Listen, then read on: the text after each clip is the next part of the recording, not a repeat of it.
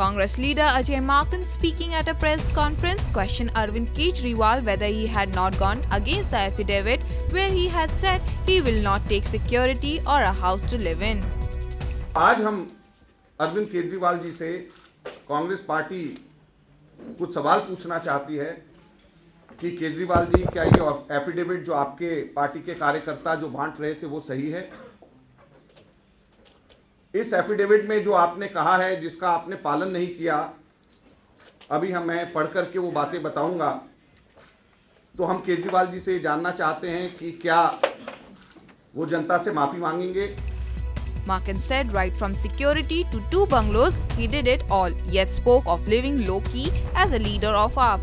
मैं अरविंद केजरीवाल, पिता गोविंद राम केजरीवाल, निवासी 403L, कुरनार, कौशंबी, गाजियाबाद, शपथ लेता हूं, मैं लाल बत्ती की गाड़ी नहीं लूंगा।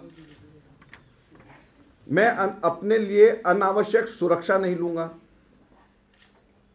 सुरक्षा बल नेताओं की सुरक्षा के लिए नहीं, बल्कि आम आदमी की सुरक्षा के लिए होना चाहिए।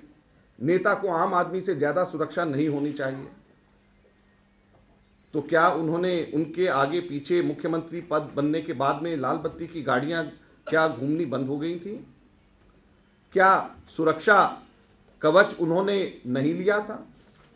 उन्होंने कहा मैं बड़ा बंगला नहीं लूंगा।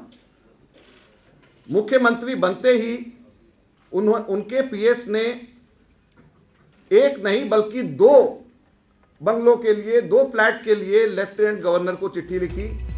Maken said that even though Kejriwal spoke of going by what the people said, he did not give up his post by taking the view of the public.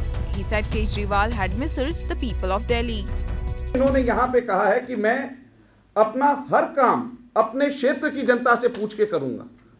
तो जो सबसे बड़ा काम था कि मुख्यमंत्री पद से इस्तीफा दे करके सरकार छोड़ना है, सरकार बनाने के लिए रेफरेंडम और सरकार छोड़ने के लिए भागने का रास्ता, ताकि लोकसभा के अपने एम्बिशंस को फुलफिल कर सकें, तो ये केजरीवाल साहब आप किसको गुमराह कर रहे हैं? हमें जैसे जैसे ये पलटियां जिस तरीके से खाई हैं, उसके ऊपर हम लोग एक पुस्तिका निकालने वाले हैं और उसका शीर्षक होगा 49 दिन की उल्टी सरकार, दिल्ली हुई बेहाल, यू टर्न केजरीवाल। नरेंद्र मोदी जी की रैली फेल हो जाने के बाद में उनको बाहर से किरण बेदी, जयाप्रदा, शाजिया इल्मी उनको इंपोर्ट करना पड़ रहा है। बीजेपी को अब क्या नरेंद्र मोदी जी का चेहरा दिखा करके वोट मांगने के ऊपर अब इसका मतलब उनको विश्वास नहीं है? 7 महीने के अंदर भारतीय जनता पार्टी के राष्ट्रपति शासन एक तरीके से मोदी जी उसको दे रहे थे। इसका मतलब कि बीजेपी खुद घबरा गई। दिल्ली कंटोनमेंट बोर्ड के इलेक्शंस के रिजल्ट्स और रामलीला ग्राउंड के रैली फेल होने की वजह से जो उनको बाहर से लीडर्स को इंपोर्ट करके लेकर के आने की जरूरत पड़ी है। तो घबरा कौन रहा है, ये तो इस बात से साबित होता है। अरविंद केजरीवाल जी और मोदी जी में अब तो बीजेपी में कोई फर्क ही नहीं है। कुछ टीम मेंबर्स इधर थे, अब उधर हो गए, उधर थे इधर हो गए।